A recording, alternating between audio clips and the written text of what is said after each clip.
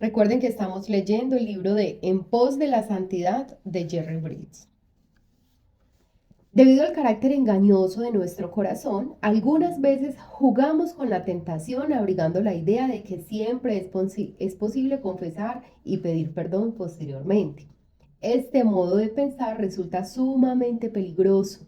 Dios juzga sin parcialidad, jamás pasa por alto ningún pecado nuestro, jamás toma la decisión de no molestarse, aunque se trate solamente de un pecado pequeño. No, Dios aborrece intensamente el pecado, donde quiera y cuando quiera que lo encuentre. La contemplación frecuente de la santidad de Dios y de su consiguiente aborrecimiento del pecado constituye un arma poderosa contra la tendencia a jugar con el pecado. Se nos insta a vivir la vida en la tierra como peregrinos, con reverencia y temor. Eso dice 1 de Pedro 1:17. Desde luego que el amor de Dios para nosotros, manifestado por Jesucristo, debe constituir la motivación principal para buscar la santidad. Pero una buena motivación urgida por el aborrecimiento de Dios hacia el pecado y el juicio consiguiente sobre el mismo no es menos bíblica. La santidad de Dios constituye un nivel sumamente elevado, un nivel de perfección. No obstante ello, ese es el nivel que nos pide. No puede hacer otra cosa. Si bien es cierto que Dios nos acepta únicamente en mérito a la obra de Cristo, el nivel que Dios nos exige es en el desarrollo del carácter, de las actitudes, de las acciones y de las manifestaciones de afecto, es este. Sed santos porque yo soy santo. Si queremos crecer en santidad, tenemos que tomar en serio esta admonición. Capítulo 3. La santidad no es una opción. Y el versículo base de este capítulo es: seguid la paz con todos y la santidad, sin la cual nadie verá al Señor. ¿Qué es lo que significa exactamente las palabras sin la cual? La santidad. Nadie verá al Señor. En último análisis, depende de alguna medida nuestra salvación de que alcancemos algún nivel de santidad personal. Quiero que te hagas esta pregunta. ¿Tú crees que depende de que tú y yo estemos en algún nivel de santidad, que seamos salvos, que el Señor nos salve? Piensa en eso. Sobre esta cuestión, las escrituras son claras en dos sentidos. Primero, los mejores creyentes jamás pueden por sí mismos merecer la salvación basados en su santidad personal. Nuestras acciones justas son como trapo de inmundicia a la luz de la santa ley de Dios. Eso dice Isaías 64:6. Nuestras mejores obras están manchadas y contaminadas con la imperfección y el pecado, como lo expresó uno de los santos hace algunos siglos. Hasta nuestras lágrimas de arrepentimiento tienen que ser lavadas en la sangre del Cordero. ¿Esto qué quiere decir? Que no es por nuestro nivel de santidad que vamos a ser salvos.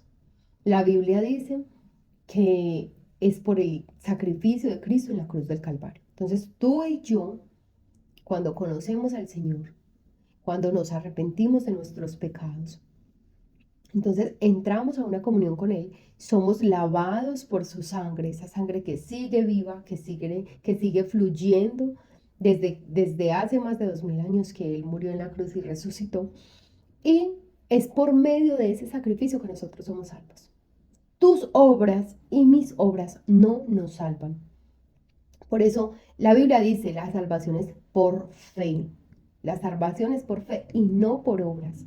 Tú y yo podemos hacer muchas obras, tú y yo podemos hacer muchas cosas buenas y debemos hacerlas, porque son evidencia de que hemos conocido a nuestro Señor, porque eso hace que nosotros nos parezcamos más a Jesús. Las buenas obras nos hacen parecernos más a nuestro Señor, lo estamos imitando. En la vida natural no deberíamos estar tratando de imitar a un famoso, tratando de imitar, no sé, a alguien pues muy reconocido, ¿cierto? Tiene buenos hábitos, bueno, qué rico tomar ejemplo de esos buenos hábitos, pero no querernos parecer a nadie, ¿cierto? Como, ay, no, yo quiero vestirme como esta persona, quiero hablar como esta persona.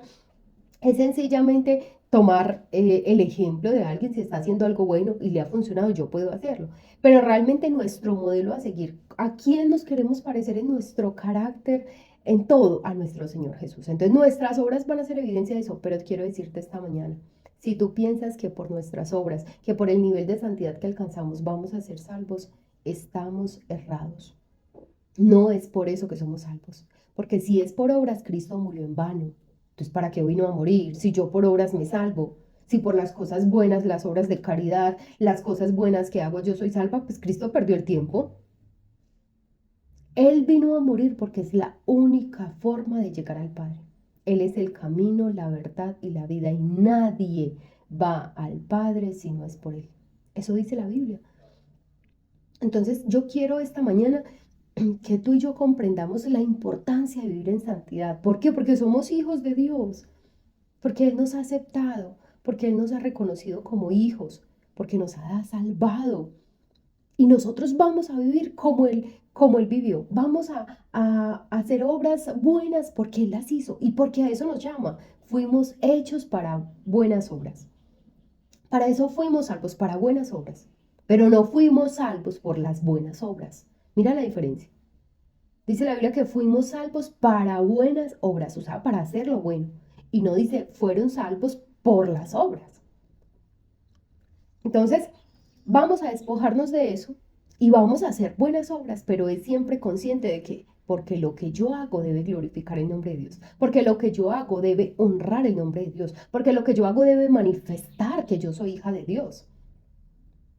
Si yo tengo un papá, vamos a poner un ejemplo, un papá alcohólico, lo más natural es que, pues no debería ser así, pero lo más natural es que el hijo salga alcohólico, ¿cierto? Pero si hay un papá que es un profesional, que le dio buen ejemplo a sus hijos, que es responsable, que es emprendedor, lo más natural sería que el hijo se parezca al papá, ¿cierto? Y sea un emprendedor, y sea un empresario, y tenga muy buenas prácticas y hábitos. Entonces lo mismo pasa con el Señor. El Señor un día le dice a los fariseos, ustedes hacen las obras de su padre, el diablo, porque eran envidiosos, orgullosos, querían matar al Señor Jesús. Así les dijo, ustedes hacen las obras de su padre, pero yo hago las obras de mi padre, del que me envió. Entonces mira la diferencia. Segundo, las escrituras se refieren repetidamente a la obediencia y a la justicia de Cristo manifestadas a nuestro favor. Porque así como por la desobediencia de un hombre, los muchos fueron constituidos pecadores. ¿Quién fue ese hombre por el que muchos todos, fuimos constituidos pecadores? Adán, ¿cierto? Por él entró el pecado, por Adán y Eva. Ellos pecaron, sino que pues habla de forma singular, pero sabemos pues que fue Adán y Eva. Ellos pecaron y por ellos entró el pecado al mundo. Entonces Dios creó el pecado, simplemente Dios creó la capacidad de elección.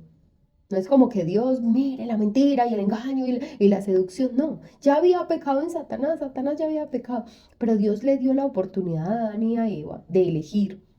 Ellos hicieron su elección, que fue desobedecer al Señor. Por ellos todos conocimos el pecado. Antes no lo conocían, miren, estaban desnudos y no se daban cuenta que estaban desnudos.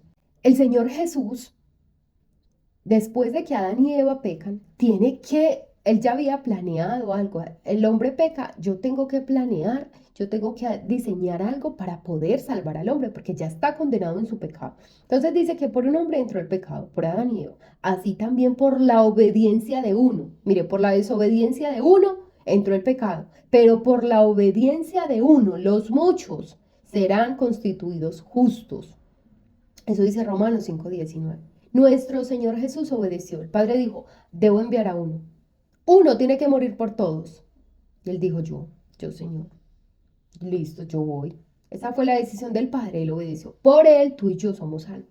Porque también Cristo padeció una sola vez por los pecados, el justo por los injustos, para llevarnos a Dios. Primera de Pedro 3:18. Entonces, por eso, no debemos decir que cada vez que pecamos crucificamos al Señor. ¿Por qué? Porque el sacrificio fue una sola vez y para siempre.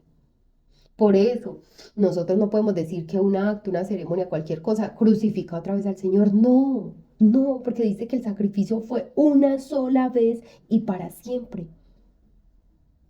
No hay necesidad de otro sacrificio. No lo sacrificamos de otra forma, no. Él solo murió una vez. ¿Qué hacemos? Contristamos el corazón de Dios. Eso sí, entristecemos el corazón de Dios cuando pecamos. Eso sí hacemos. Cuando tú y yo vivimos deliberadamente, pecamos deliberadamente, sin pensar que hay un Dios viéndonos, que es un Dios santo y que aborrece el pecado. Entonces, miren, yo creo que les he explicado esto. Hay una diferencia entre el pecar y pecar eventualmente y vivir una vida de pecado. El que peca eventualmente es el que no planeó hacer ese pecado, cometer ese pecado, pero eventualmente peca, eventualmente se equivoca. Pero ya el que practica el pecado es el que hace planes, cómo me robo esto, cómo le quito la vida a alguien, cómo le miento y la engaño y lo engaño. Esa es la diferencia. Estos pasajes nos enseñan lo referente a un doble aspecto de la obra de Cristo a nuestro favor.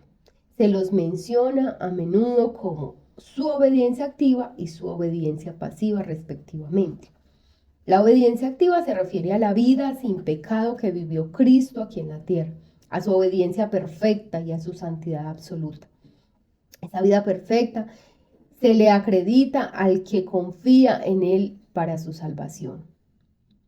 Su obediencia pasiva, entonces la obediencia activa es la que Él vivió aquí, ¿cierto? Miren que Él fue tentado en el desierto y Él sufrió como nosotros, Él sufrió hambre, dice la Biblia, siendo Dios, Él se hizo hombre, se hizo carne y dice la Biblia que estaba en el desierto 40 días sin comer, sin beber nada y le dio hambre. Es que él se hizo carne, se hizo hombre. Y cuando llega Satanás y le dice, mira, tienes mucha hambre, pues si tú eres el hijo de Dios, si tú dices ser el hijo de Dios, mira, pues convierte esas piedras en pan. Y el Señor se niega a hacerlo. No cayó en la tentación, no sucumbió a la tentación. Él nos demuestra que se puede y tú y yo podemos. No nos sobrevendrá una tentación que no podamos soportar. Escúchame bien. En algún momento, una mujer le fue infiel a un hombre, una pareja que nosotros conocemos. Y el esposo de él decía, es que no es como que tú entres a un estado de inconsciencia. No es como que, ay, como que ya, como que fue dominado por el pecado o por la tentación y ya, o sea, sí o sí tengo que caer en la tentación. Él decía, ellos tuvieron tiempo. Ellos tuvieron tiempo, él tuvo tiempo mientras se desabrochaba el pantalón, se bajaba la cremallera, mientras ella se desvestía. Eso, ese tiempo es el tiempo de reaccionar y decir, Dios mío, ¿qué es lo que estoy haciendo? Tú y yo no caemos en la tentación. Así, mira, es más, yo no diría ni siquiera que caemos. Como que caí en la tentación. No, tú fuiste caminando y te tiraste. Así nos pasa. Y yo no estoy aquí juzgando a nadie porque yo soy un ser humano y yo me puedo equivocar. También, yo me equivoco también, de hecho. A lo que me refiero es que cuando decimos caí en la tentación, pues es como si hubiera sido algo tan casual, como que iba caminando por una senda súper buena y de un momento a otro me caí. No, la mayoría de pecados y sobre todo pecados graves que cometemos, muchachos, los meditamos. Están en nuestra mente y simplemente contemplamos eso, simplemente meditamos en eso y no tenemos la berraquera de decir, no voy a pensar más en esto. Yo llevo todo pensamiento cautivo a la obediencia a Cristo. Y por eso todavía odiamos personas, por eso todavía pensamos que a alguien que nos hizo daño le pase algo malo. Por eso, porque todavía no tenemos el carácter y la fuerza de decir, yo desecho este pensamiento. Su obediencia pasiva se refiere a su muerte en la cruz, mediante la cual pagó completamente la pena correspondiente a nuestros pecados, y así dio satisfacción a la ira de Dios hacia nosotros. En Hebreos, bueno, aquí yo sé que para muchos es un poquito complicado entender esto, pero la obediencia pasiva entonces se refiere a la obediencia que tuvo el Señor Jesús para ir a la cruz, ¿cierto? Incluso en algún momento Él dijo, Padre, si es posible que pases de mí esta copa, Padre, hazlo. Pero si no, no importa, hágase tu voluntad, no la mía. Es esa disposición para hacer lo que el Señor quiere. Entonces, em, cuando aquí dice que Él satisfizo la ira de Dios, no es como que, ay, Dios quería venganza, no. Lo que pasa es que Él es un juez justo. Y muchas veces de pronto nosotros nos sentimos un poco confundidos con esto. Dios no es corruptible como nosotros. Él es incorruptible. Alguien pecó, el hombre pecó. Y un juez justo paga la sentencia. Un juez justo hace que se cumpla la sentencia. Alguien tenía que pagar. Si nosotros pagábamos, no quedaba satisfecha la justicia. O sea, no se hacía justicia 100%, porque nosotros somos imperfectos, porque nosotros nos equivocamos, porque había pecado en nosotros. Entonces, había que escoger a uno que fuera perfecto, que en él no hubiera ningún pecado para que pudiera pagar por nosotros. ¿Y quién fue? El Señor Jesús. Era el único perfecto, libre completamente de pecado, que podía pagar la sentencia y ahí sí quedar como completa. Haz de cuenta que tú le debes a alguien. Tú le debes a alguien un dinero, no sé, vamos a poner un ejemplo, tú le debes 100 millones de pesos a alguien. Entonces, tú tienes 60 y esa persona es implacable, o sea, dice, no, son 100 y debes pagarme 100. Pero mira que tengo 60, no. Listo, dame los 60 si quieres, pero me quedas debiendo. Quedamos en deuda, no es como que vení, perdonamos 40 millones, no, quedamos en deuda. Entonces, llega tu mamá y dice, tranquilo, mijo, tranquilo. Yo vendo la casa, ahí me dan 200 millones por la casa, 150, no sé, y con eso le pagamos. Entonces, el deudor, el acreedor queda satisfecho. Ah, listo, me dieron los 100 millones, ya quedamos a paz y salvo, literal. Así era con nosotros. Nosotros solo teníamos 60 millones, muchachas. No teníamos más, o sea, no había dónde prestar, no había cómo sacar, no había. Tuvo que llegar el Señor Jesús, que tenía los 100 y hasta más, para pagar nuestra deuda. Para que pudiera quedar el juez justo satisfecho. Porque eso es un juez justo. Piensa en ti, piensa en una situación con un hijo tuyo. Piensa que alguien le hizo daño a un hijo tuyo y tiene que pagar una sentencia. Y llega ese fulano y dice, no, pero venga, yo tengo una platica, arreglemos juez. ¿Te gustaría eso? No nos gustaría. No, no, yo necesito que se cumpla la sentencia. Mire, yo perdono a ese varón. Yo lo perdono. Él hizo algo a mi hijo, listo, yo le perdono. Pero yo necesito que se cumpla la sentencia. Es que esa es la justicia. Entonces lo mismo pasó con el Señor Jesús. Y a veces creemos que Dios va a ser más condescendiente con unos que con otros, ¿no? Es tan hermoso y tan perfecto que Él dice, la vara es para todos. Es de la misma medida, es para todos, es por igual. Eso hace un juez justo. Y ese es nuestro Dios, juez justo. En Hebreos 10:5-9 vemos que Cristo vino a cumplir la voluntad del Padre. Luego el escritor agrega, en esa voluntad somos santificados mediante la ofrenda del cuerpo de Jesucristo, hecha una vez y para siempre. Hebreos 10:10. De modo que vemos que nuestra santidad delante de Dios depende enteramente de la obra que Jesucristo hizo por nosotros, por la voluntad de Dios. Se refiere a Hebreos 12:14, por lo tanto, a esa santidad que tenemos en Cristo. No, porque en este punto el escritor está hablando de una santidad que tenemos que procurar alcanzar. Tenemos que procurar la santidad. Y sin esa santidad, dice el escritor, nadie verá al Señor. Entonces, mira, yo les decía hace unos días que cuando una persona dice que puede pecar, ay, yo ya acepté al Señor Jesús como mi Señor, como mi Salvador, y yo puedo pecar como yo quiera, esa persona no ha sido salva. Porque si fuera salva, esa persona procuraría vivir en santidad. Posiblemente no ha conocido al Señor. Quien ha conocido al Señor le duele su pecado. Quien ha conocido al Señor desea vivir una vida de santidad, desea vivir para el Señor. Entonces, hay dos tipos de santificación, ¿cierto? Una, Él nos hace santos cuando nosotros lo aceptamos en nuestro corazón y nos aparta para Él, ¿cierto? Recuerden que santo es ser apartado. Entonces nos aparta del pecado, nos aparta de esa vida de amargura, de esa vida de frustración, de esa vida de desórdenes en nuestros hábitos, en nuestra forma de vida. Nos aparta de eso y nos santifica. Esa es la primera santificación, que es una santificación inmediata. Pero la otra es la santificación progresiva, que tú y yo procuramos, pero no procuramos en nuestras fuerzas. Y no procuramos para creernos más santos y perfectos y mejores que el resto del mundo pecador, sino que lo procuramos porque queremos imitar a nuestro Señor Jesús, porque ahora sabemos que cuando nosotros pecamos se duele el corazón del Señor. Lo procuramos porque habita en nosotros el Espíritu Santo de Dios. El Señor Jesús se fue a los cielos, pero Él nos dejó su consolador. Su Espíritu Santo está dentro de nosotros, de los que hemos recibido al Señor.